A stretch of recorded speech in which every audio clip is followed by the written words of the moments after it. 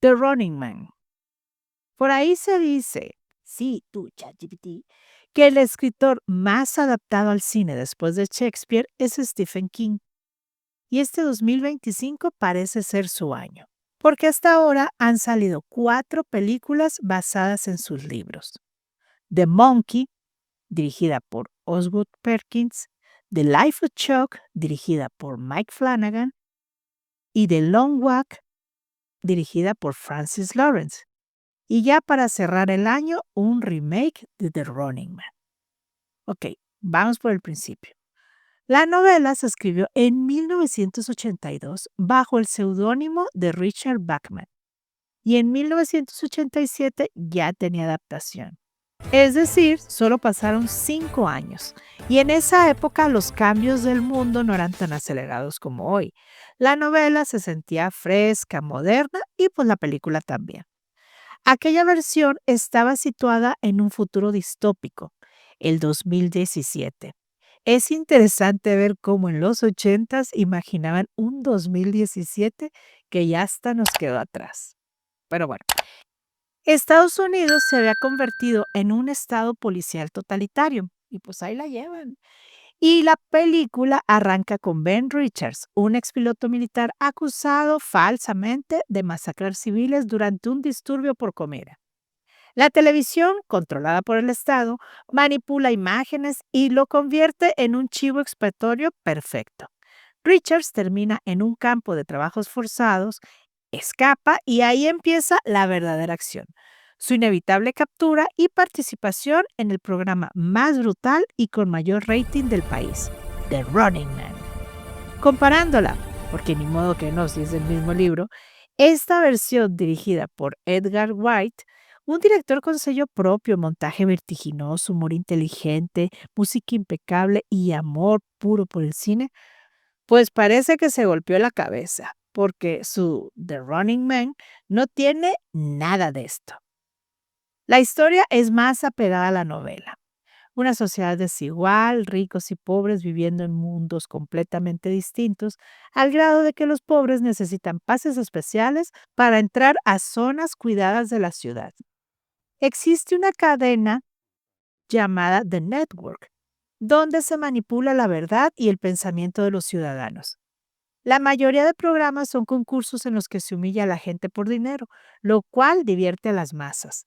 Pero hay uno en especial, The Running Man, donde 3 participantes son perseguidos al aire libre por un grupo llamado The Stalker, cuya misión es matarlos. Si logran sobrevivir 30 días, ganan millones y un lugar en la zona rica, pero nadie lo ha logrado. El récord es de 29 días. Por otro lado está Ben Richards, un padre de familia que perdió su trabajo, tiene a su hija enferma y su esposa hace hasta 3 turnos. Y está tentado a entrar a alguno de esos programas. Y aunque su esposa le pide que no lo haga, va.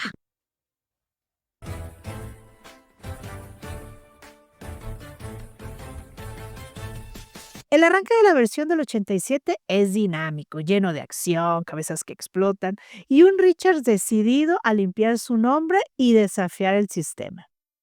En esta nueva versión, Richards lucha por su familia, lo cual le da un toque más dramático. Intenta desde el principio dar un discurso sobre ricos y pobres, sobre la vigilancia y manipulación mediática, ahora con inteligencia artificial, antes con ediciones que serían como los abuelitos de la IA. El Richards del 87 es arrojado al circo mediático presentado por el carismático y despiadado Damon Killian, que representa la televisión en su forma más cínica y seductora.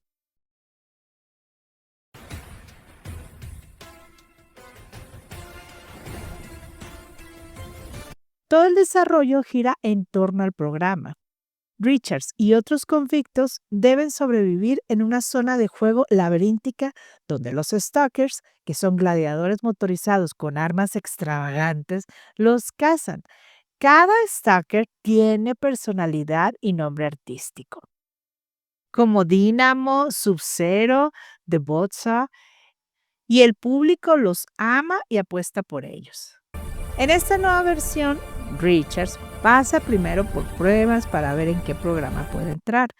Y por su carácter, ira reprimida y buena condición física, queda en The Running Man. Al principio no acepta, pero le llegan al precio y firma un contrato con el alto ejecutivo de la cadena y villano, Dan Killian.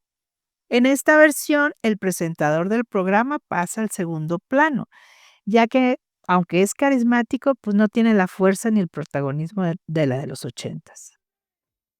Los personajes en esta nueva versión están desdibujados. Los Starkers son genéricos, hombres de negro con lentes oscuros. Solo el jefe tiene la cara cubierta y son tan olvidables que solo los recuerdas cuando salen en pantalla. El antagonista es Dan Killian, pero es un villano con demasiado poder que usa o pierde según lo necesite el guión. Y Richards termina siendo un personaje aburrido. Como tiene 30 días para sobrevivir, pues pasa mucho tiempo escondido en hoteles, viendo televisión o hablando con gente que lo ayuda. Esas personas son parte de la resistencia y explican con lujo de detalles todos los planes para acabar con el sistema. O sea, poca acción y demasiada conversación. Supuestamente toda la gente puede reportar dónde está Richards mediante una app, pero nadie lo hace. Y eso que hubo una larga escena explicando las reglas del juego. La película, lejos de ser dinámica y llena de acción, se vuelve lenta, aburrida y perdida entre discursos. Falta esa vibra ochentera.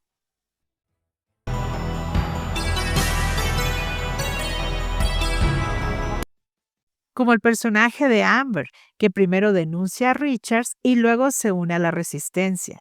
El humor negro, la locura del público y esas frases de remate tan especiales del cine de acción de la época.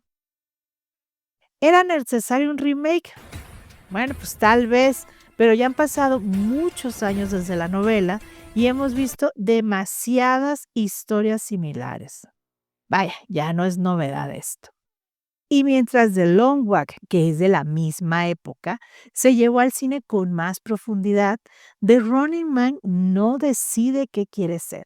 Si acción, crítica social, origen de un héroe, y la verdad no le alcanza para todo. Nuestra calificación es 4. Reprobada.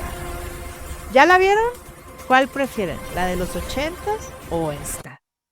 Dejen sus comentarios, dejen su like, hypeen el video, suscríbanse si no lo han hecho y compartan. Nos vemos en la próxima reseña. Bye. Te invitamos a ver estos videos. Suscríbete a nuestro canal, dale like y comparte.